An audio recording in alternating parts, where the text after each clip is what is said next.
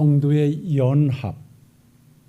연합을 넘어서 합심이라고 하는 말씀을 놓고 우리가 왜 합심해야 하는가? 왜 연합해야 하는가? 어떤 제목적인 측면에서 오늘 말씀을 한번 풀어가 봅니다. 사실 이 마태복음 오늘 본문으로 선택한 18장 15절에서부터 18절 말씀까지는 공동체 안에서 죄 지은 자가 있을 때 그것을 어떻게 풀어갈 것인가, 어떻게 회개하도록 하고 어떻게 화해의 장을 만들어야 할 것인가에 대한 가르침을 주시고 있는 내용이거든요. 그 내용을 주시고 우리 주님께서 뒷부분에서 성도의 합심을 말씀하고 있어요.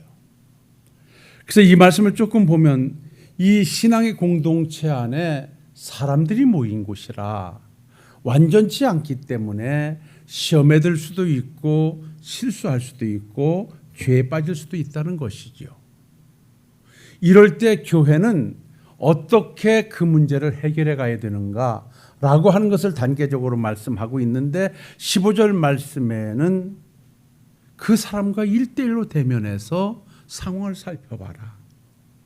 그리고 잘못을 이야기하면서 회개토록 한번 권해봐라 라고 말씀을 합니다. 그래서 15절 말씀에 보면 내 형제가 죄를 범하거든 가서 너와 그 사람과만 상대하여 권고하라. 만일 들으면 내가 내 형제를 얻을 것이요 라고 말합니다. 1대1로. 이거는 비난이 아니라 보복이 아니라 화해를 위해서, 하나 되기 위해서 소문 내지 말고 1대1로 가서 그 범한 죄의 중함을 얘기하고 회개토록 하라, 그 말입니다. 근데 두 번째는 이렇게 말합니다. 그런데 1대1로 대면해서 권면하고 회개토록 함에도 듣지 않거들랑, 여기 오늘 16절 말씀에 만일 듣지 않거든 한두 사람을 데리고 가서 두세 증인의 입으로 말하게 확증하게 하라 그럽니다. 한 사람이 가서 권해서 안 되면 조금 더 폭을 넓혀서 두세 사람이 가서 이야기함으로 잘못을 지적하도록 하고 그리고 회개하고 돌아오도록 어떤 권면하라고 하는 객관성을 하나 더 추가시켜 줍니다. 그런데 오늘 중요한 것은 17절 말씀에는 이렇게 말합니다. 그럼에도 불구하고 목사가 혼자 가서 권하고 성도들이 함께 가서 권하고 그러는데도 불구하고 그 말을 듣지 않거들랑은 교회에 말하고 그래도 듣지 않거들랑은 그 모든 것을 하나님께 맡겨드려라.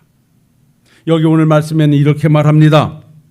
만일 그들의 말도 듣지 않거든 교회의 말하고 교회의 말도 듣지 않거든 이방인과 세리와 같이 여기라 이렇게 말합니다. 그러시면서 18절 말씀에 보면 진실로 너희에게 이르노니 무엇인지 너희가 땅에서 매면 하늘에서도 매일 것이고 땅에서 풀면 하늘에서도 풀리리라. 이렇게 말씀하는데요. 이거는 공동체가 하나님의 뜻에 따라 내리는 결정은 하늘나라에서도 인정할 것이다 라고 하는 말씀으로 교회의 권위와 책임, 용서와 회복에 관한 말씀을 주고 있어요. 이렇게 교회 안에서 질서 유지와 죄 문제를 처리하는 문제를 권면해 주고 난 이후에 오늘 느닷없이 19절로 20절 말씀에 오늘 본문으로 선택했는데 이렇게 말씀합니다. 진실로 다시 너희에게 이르노니 너희 중에 두 사람이 땅에서 합심하여 무엇이든지 구하면 하늘에 계신 내 아버지께서 그들을 위하여 이루게 하시리라. 두세 사람이 내 이름으로 모인 곳에는 나도 그들 중에 있느니라.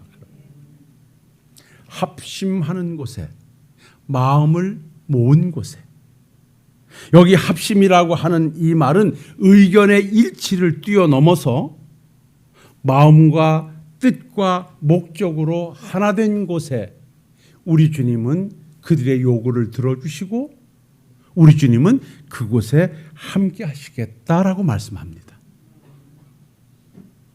우리 교회는 앞으로 대를 이어 하나님의 교회를 세워가야 할 제2의 개척 정신을 가지고 교회를 만들어가야 할 막중한 사명 앞에 놓여 있습니다. 이제 연말이면 여러분들에게서 선택되어지겠습니다마는 이제 저를 이어서 하나님 교회를 받들어 갈 종을 일찍 불러놓고 이제는 몇 년 동안 함께 교제하며 함께 교회의 바톤을 이어가게 할 것입니다. 이런 새로운 인류의 도전에 있어서 무엇보다도 중요한 것은 우리 모두가 같은 목적 아래 같은 마음을 가지고 하나 되는 일입니다. 그 일이 크고 작고가 문제가 아니라 사람이 적고 많음이 문제가 아니라 함께하는 자들이 마음을 합하는 곳에 우리 주님은 그 뜻을 이루어 주시고 우리 주님은 그곳에 함께해 주시겠다고 말씀하기 때문에 그렇습니다. 그래서 우리 사랑하는 성도님들에게 오늘 이 시간을 빌어 간절히 부탁하옵기는 하나님의 교회의 진로와 하나님의 교회의 목적을 향하여 우리가 어떤 것이 제시되어 있을 때 내 형편과 처지와 생각이 아닌 하나님의 뜻에 우리 모두 마음을 하나로 모을 수 있는 우리 식구들이 되시기를 주님의 이름으로 축원합니다. 마음이 모아지는 곳에 늘 주님은 역사하셨습니다. 사람은 창조부터가 하나님과 연합이었습니다. 그래서 하나님께서는 우주 만물을 창조하시고 마지막 사람을 창조하시고 인류의 대표자 아담을 만드시고 에덴을 건설하시고 그곳에 갖다 두셨습니다. 그리고 모든 것을 임의로 할 수 있도록 다 허락하고 정말 그곳은 우리 모두가 꿈꾸는 유토피아 파라다이스였습니다. 없는 것이 없어요. 그리고 단 한 가지 선과 악을 알게 하는 나무 열매만큼은 하나님의 권한으로 놔뒀습니다. 이것이 행위 언약입니다. 그것은 곧 하나님과의 연합을 말하는 것입니다. 그것을 먹지 마라. 먹는 날엔 죽을 것이다. 그것을 먹는 날에 죽을 것이라고 하는 것은 너와 내가 분리될 것이다. 그러나 네가 그것을 먹지 않고 그 말씀을 지켜가게 되면 너와 나는 연합할 것이다. 하나 될 것이다. 이 말씀이 잠재해 있는 것이거든. 그런데 뱀을 통한 하와의 꼬임에 결국은 하나님과 같이 될 것이라고 하는 교만 때문에 그 하나님의 연합의 상징이었던 선악과를 따먹음으로 인간은 하나님으로부터 분리됐어요. 그 분리는 바로 죄라고 하는 담이 가로막혀서 이제는 태어나면서도 죄인이었고 그 자력으로는 구원이 불가능한 상태로 놓이고 말았어요. 하나님은 인간과 사람을 연합으로 가져가기 위해 만들었던 그 행위 언약의 실패가 있자 다시 하나로 만드시기 위해서 둘째 아담 되시는 예수님을 이 땅에 보내셨어요. 그리고 그 예수님을 십자가에 돌아가셔서 그 죄담을 허시고 그리고 우리와 하나님을 하나 되게 하셨습니다.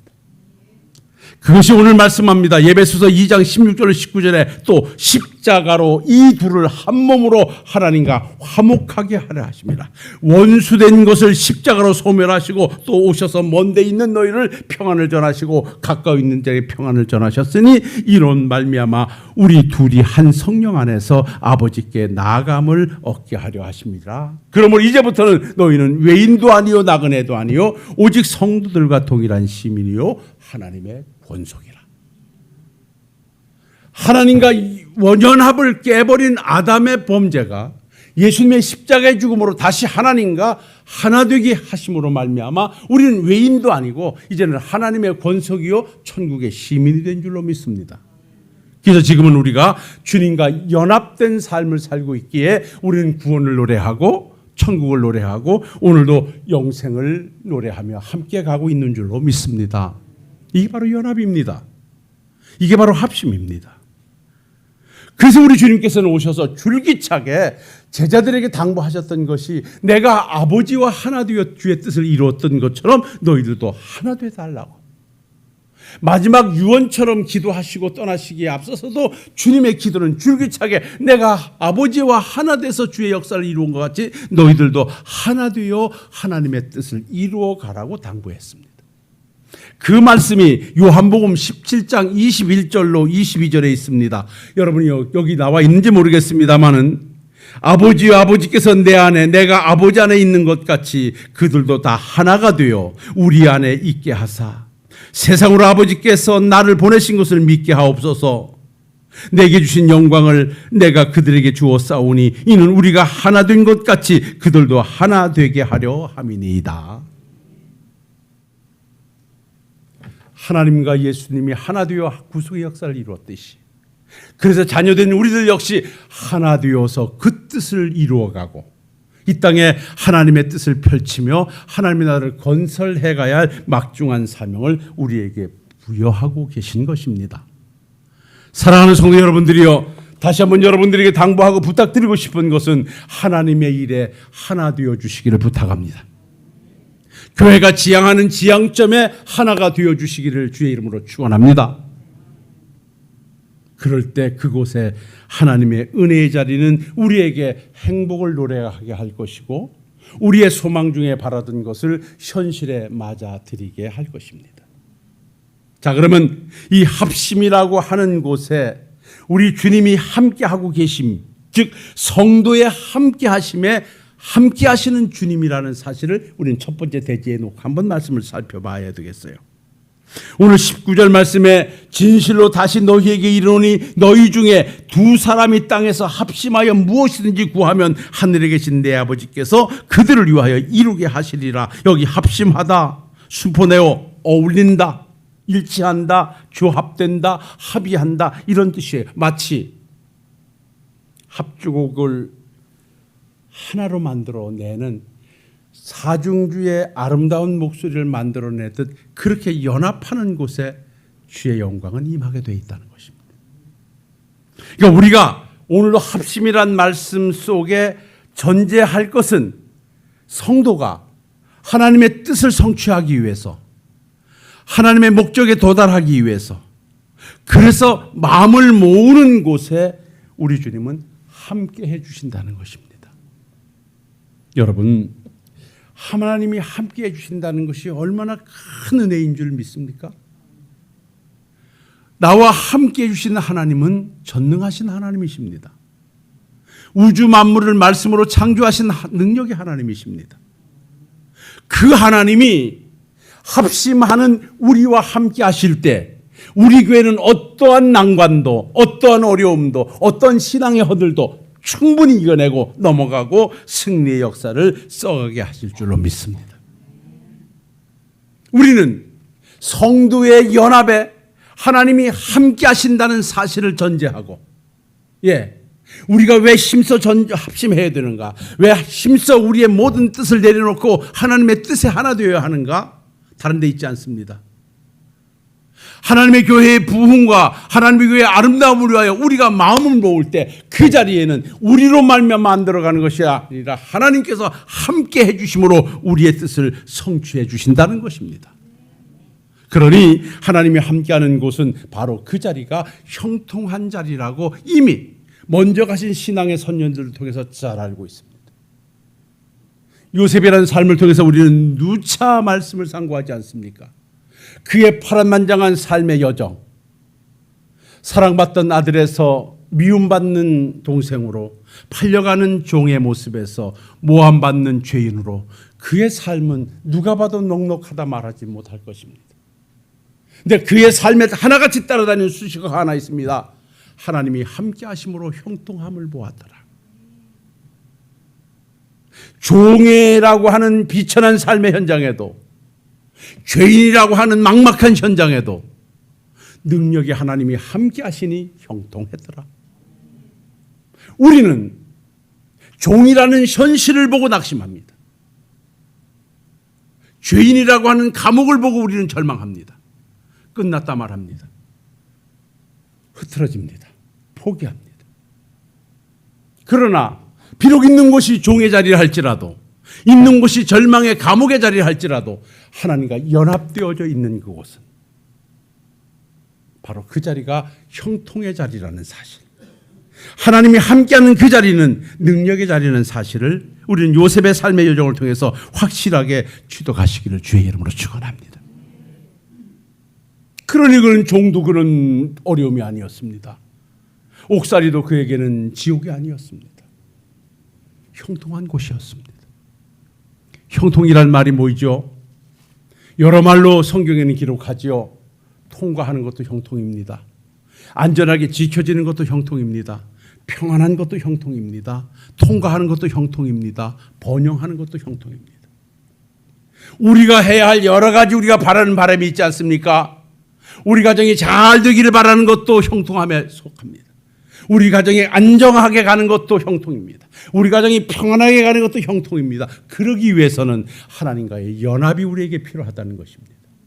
하나님과 연합이 필요한 자리가 어떤 자리냐? 오늘 성도들이 주님의 이름을 가지고 주의 영광을 가지고 주의 나라를 위해서 합심하는 자리에 우리 하나님은 함께해 주시겠다는 것입니다. 성경의 역사를 보면 그래서 우리 주님께서는 성도들에게 합심하여 기도할 것을 당부했고 합심하여 주의 뜻을 이루어갈 것을 당부하셨습니다. 우리 주님께서 구속사역을 이루고 가시면서 제자들에게 당부합니다. 내가 누차 말했듯이 내가 가면 내가 다른 보혜사를 줄 것이니 너희들은 예루살렘을 떠나지 말고 합심하여 그곳에서 내가 약속한 것을 기다리라 했습니다. 제자를 비롯한 120문도가 그날을 놓고 하나님 앞에 한 곳에 모여 기도할 때 성령은 불같이 그들에게 임하였고 그들은 성령의 세술에 취하여 새로운 역사를 시작해 써갈 수 있었던 것입니다. 모인 곳에 성령은 역사했습니다.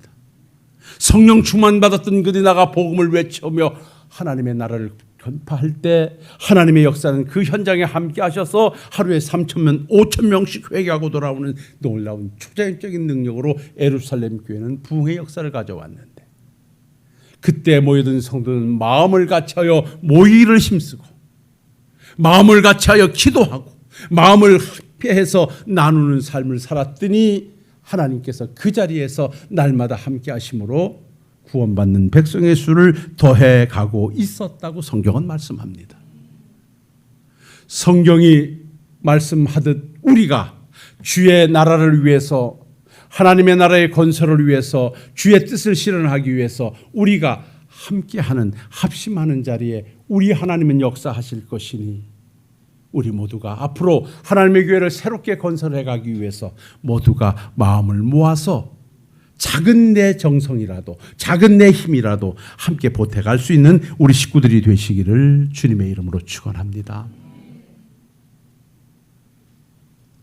그리고 한 말씀만 더 드리고 정리해 보겠습니다. 성도의 합심은 무엇을 위한 합심이어야 하는 것입니다. 오늘은 이렇게 말씀합니다. 성도의 합심, 성도가 마음을 모으는 곳은 따라합시다. 예수님의 이름으로, 예수님을 위하여. 우리 주님은 성도가 합심하는 곳에 함께 해주시는데 그 성도의 합심은 무엇을 매개로 합심해야 되는가? 예수님의 이름으로, 예수님의 이름을 위하여. 오늘 주신 말씀 마태복음 18장 20절은 이렇게 말합니다. 두세 사람이 내 이름으로 예수의 이름으로 모인 곳에는 나도 그들 중에 있느니라. 여러분이요, 모임에는 매개가 많죠. 매개체라고 하죠. 매개, 연결고리. 무엇으로 사람들이 모이고 그러잖아요. 교회 안에서는요, 다른 어떤 것으로 모이는 곳에는 하나님이 함께하지 않습니다. 뭐가 가까우니까, 뭐가 좋으니까. 여러분, 세상 그렇게 해서 모이는 곳은 교회가 아닙니다. 교회 모임의 연결고리는 예수님의 이름이어야 합니다. 예수님의 이름을 위하여 모이는 곳이 되어야만 우리 주님도 그곳에 함께 하신다라고 말씀합니다. 예수의 이름으로 모인 곳에 주님의 능력이 함께하기 때문에 예수님의 이름으로 모인 곳에, 예수님을 위하여 모인 그곳에, 예수님의 권위 아래 모인 그곳에, 예수의 영광을 위하여 모인 그곳에 하나님의 뜻이 펼쳐지고 주님이 함께하여 그 역사를 이루기 때문에 우리는 세상 어떤 것들을 중심으로 해서 모이는 것이 아니라 예수의 이름으로 모여야 한다는 사실을 전제하는 우리 식구들이 되시기를 바랍니다. 예수님의 이름을 매개로 하여 모였을 때 그 모임은 예수님을 위하여 가는 삶이어야 합니다. 우리가 교회의 대를 이어 하나님의 교회를 섬기겠다라고 하는 이 모든 목적도 예수님을 위하여입니다. 우리 교회의 연구표가 우리가 누군가 예수님의 종이다. 그럼 우리는 어떻게 예수님이 종이 됐고 어떻게 살아가야 되는가? 예수님으로 말미암아 디아. 그러면 예수님으로 말미암아 살아가는 우리들의 삶의 목적은 뭔가? 따라합시다. 예수님을 위하여. 사도 바울이 그랬잖아요. 먹든지 마시든지 살든지 죽든지 내 몸에서 하나님의 영광만 드러나면 되는 것이었다. 그것이 예수 위한 삶입니다.